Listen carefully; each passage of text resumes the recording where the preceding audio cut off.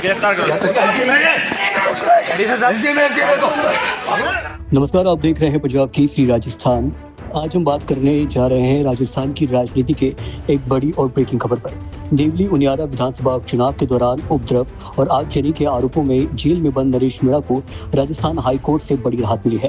High court की justice Praveen Bhatnagar की एकल पीठ ने नरेश मीणा की तीसरी जमानत याचिका को मंजूर करते हुए उन्हें जमानत दे दी है। इससे अब उनके जेल से बाहर आने का रास्ता साफ हो गया है।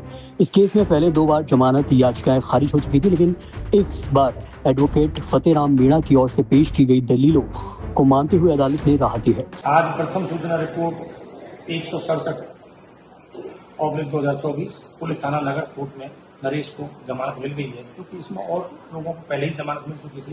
केवल नरेश का जमानत आवेदन पेंडिंग था।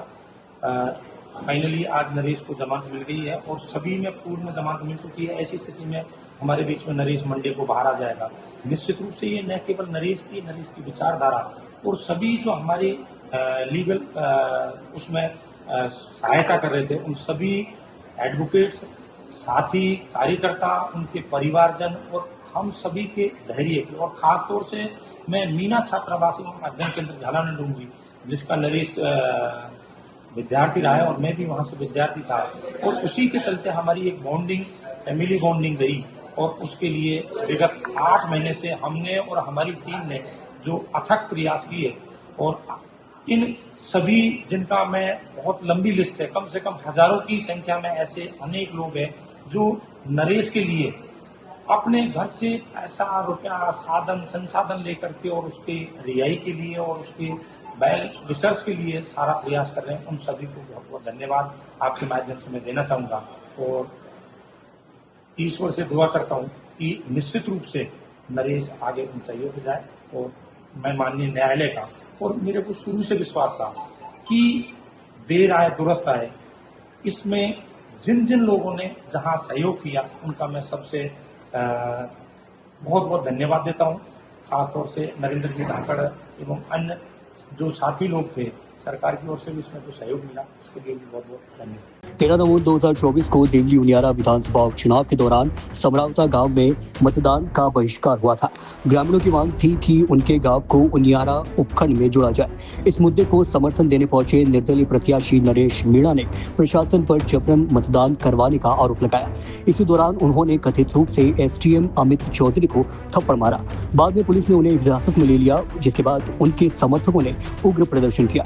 लाठीचार्ज, पथराव, आगजनी जैसी घटनाएं हुई। इस मामले में नगर फोर्ट थाने में एफआईआर संख्या 167/24 दर्ज की गई और पुलिस ने गंभीर धाराओं के तहत चालान पेश किया। नरेश मीणा की गिरफ्तारी के बाद उन्हें कोर्ट ने जेल भेज दिया। उन्होंने पहले भी जमानत याचिका लगाई, लेकिन खारिज हो गई। तीसरी बार हाईकोर्ट पहुंचे और कोर्ट ने ये मानते हुए कि पुलिस चालान पहले ही पेश कर चुकी है और आरोपी अब जेल में है, उन्हें राहत दी। नरेश मीणा के समर्थकों के लिए बड़ी राहत है और माना जा रहा है कि इससे उनकी राजनीतिक वापसी की संभावनाएं फिर से प्रबल हो गई है। नरेश मीणा की राजनीतिक पृष्ठभूमि की बात करें तो वो कांग्रेस से जुड़े रहे हैं और जन समस्याओं को लेकर अक्सर आंदोलन करते रहते हैं। उन्होंने देवली उनियारा से निर्दलीय चुनाव लड़कर अपनी जनाधार और संगठन क्षमता का परिचय दिया।